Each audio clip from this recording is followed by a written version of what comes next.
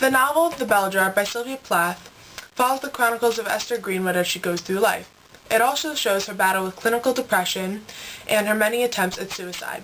The fascination with the novel, I feel, comes with the fact that it is a partial autobiography of the author Sylvia Plath. The people and events in the novel were based on those that Sylvia Plath had actually experienced, so it makes the novel that much more real and believable. The protagonist of the novel is Esther Greenwood. She is smart, beautiful, and determined, but she has to fight her many demons throughout the novel. The antagonist of the novel is surprisingly Esther's mother.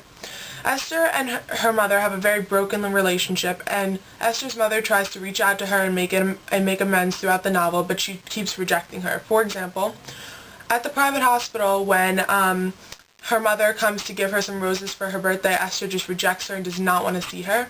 And when Dr. Nolan, Esther's doctor, tells her that she will receive no more visitors, Esther's just ecstatic because she knows that she will no longer have to see her mother. The main conflict in the novel is a self versus self conflict, and it's Esther versus herself, and she has to battle herself throughout the novel because of her depression. So one instance I can think of is when she makes a suicide attempt by taking her mother's rope cord and tying it around her neck, but she can't seem to put enough pressure on the cord to actually kill herself. And I think that might be because of the fact that she still believes that she has a purpose on this earth, and deep down she really doesn't want to die, but it's just she feels so depressed it seems like a good idea. The organization and the chronological order of the novel I feel like is a little confusing. Sometimes there were flashbacks inside of flashbacks and things like that. For example, on page 94, Esther says, "I stood at the top of the ski slope at Mount Pisgah looking down." And that's the start of a flashback inside a flashback. And the first flashback was when she was going with Mr. Willard to visit Buddy at the sanatorium. And then she goes into that flashback about her going skiing with him and breaking her leg. So if someone had not explained that to me, I would have found that pretty confusing and I wouldn't really have known what was going on. But it is in a relatively chronological order, and apart from the flashbacks, it goes pretty much in order. The strengths of the novel I feel like are the metaphors and the symbolism and the literature of the novel as a whole. The writing is so upscale, and it's better than anything I've read before, and it's really different, and it kind of opens me up to looking at the novel in a different way and seeing the underlying messages and what she meant by different things, which I feel like is really interesting. The weaknesses of the novel, though, are the flashbacks, which are kind of confusing, and sometimes the way the novel is presented is kind of confusing. Also, the mood of the novel, it's presented in such a raw way that it's so detailed and it's so, genuine, and she doesn't really sugarcoat anything, so it makes the mood kind of depressing, and I didn't really like that about it. There's a lot of symbolism in the novel, and one of the biggest symbols is an actual bell jar, which is also the name of the novel, but a bell jar. And on page 215, Esther says, "The bell jar hung suspended a few feet above my head." And she says that after she got a shock treatment, and now she feels like her depression is a little bit better. She feel the air circulating around her, and she's getting a little better slowly but surely. And so I feel like the bell jar definitely symbolizes her being trapped and her depression and all of those things. Babies are another big symbol, and I feel like they symbolize conformity, housewives, and really all the things that Esther never wanted to be. On page 66, she says, "I thought it sounded like a sort of drug a man would invent," and she's talking about when she was with Buddy Willard and she was watching a baby being born, and she knew that the woman had taken anesthesia and drugs to make her feel less pain. And she thought that a man would have invented it so the woman would forget the pain and want to have more babies. And I felt like that was, something that definitely showed a sign of her mental illness, because no one else would really think that way. But then again, babies do symbolize conformity and the tradition of those times, and housewives and all the things that women were supposed to be, and for them to have babies and all those things that Esther really didn't want. The progression of the illness, the progression of her illness is pretty slow to start. I mean, throughout the good portion of the beginning of the book, there's only bleak references to her having depression. If you really analyze the novel, you can see those references in there.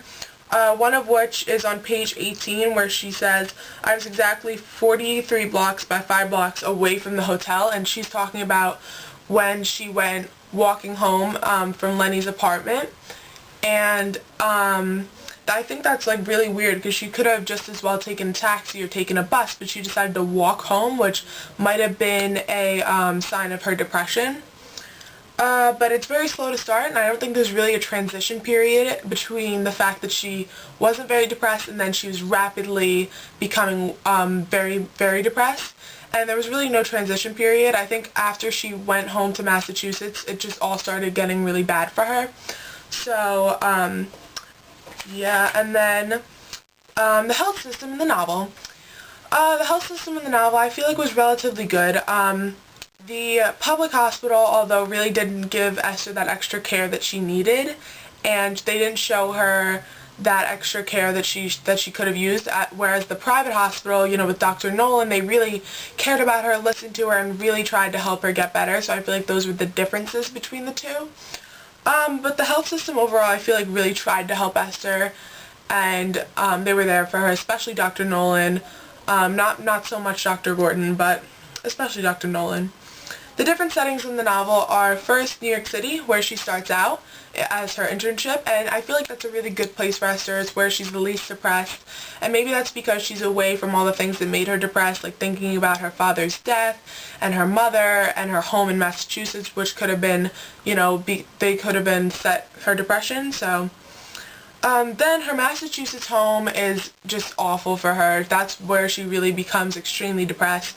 And when she arrives there on page 113, she says, it smelt of lawn sprinklers and station wagons and tennis rackets and dogs and babies. So those are all things that really symbolize the conformity and the housewives and all the things that Esther repeatedly said she never wanted to be. And they're the opposite of the independence that she really wants and strives for. The private hospital, I feel like she definitely has mixed feelings about. When she starts out at the private hospital, she's a little reluctant to it, doesn't really want to be there, but then she becomes more accepting of it and likes it there and knows that she's getting better, getting the treatment she needs, and all of that. And then a woman's role in society in the 1950s was very simple. You know, they maybe would have gone to school, but then they would have gotten married, had children, and taken care of their children, taken care of their husband, cooked, cleaned, all of that, and really not much else. They didn't traditionally have jobs and things like that, and that's not what Esther wanted. Esther showed the changing views in women's society, and maybe, you know, her views are leading up to where we are today, because her views would be very accepted nowadays, but they weren't back then. But she just wanted to be independent. She didn't want to have a husband or kids to look after. She wanted a job and all of that. The hospital. I don't really feel like Esther was ready to leave the hospital at the end of the novel. I think that she could have stayed a little longer. Joan's death definitely took a toll on her. I think it was a really harsh thing that happened to her, and she could have stayed a little longer to deal with that. But overall, she was relatively better, but she could have stayed a little bit longer to deal with those things. Overall, I feel like the novel was a good novel. It had its high points and its low points. It had its strengths and its weaknesses. The literary portion of it, the writing, the metaphors, the symbolism, the figurative language, that was all definitely a really strong point for me. That was one of the main things that I really liked about the novel. It was upscale, and it was something that I really hadn't read before, and it opened me up to reading more upscale novels and things like that. The dislikes are that it had a dark mood, a dark tone to it, a little depressing. Although I know it was supposed to be detailed and a real account of what happened, but maybe it's just because I don't really traditionally like books like that. And on the back of the novel, as it said, it truly is a haunting American classic. It's that kind of novel where it's a classic, but it's also, you know, haunting in a way. It's raw and it's real, and it's a real account of someone's battle with depression. So it can be tough to read, but it's something that you know, it's genuine. So that's why I think it's definitely a really great read.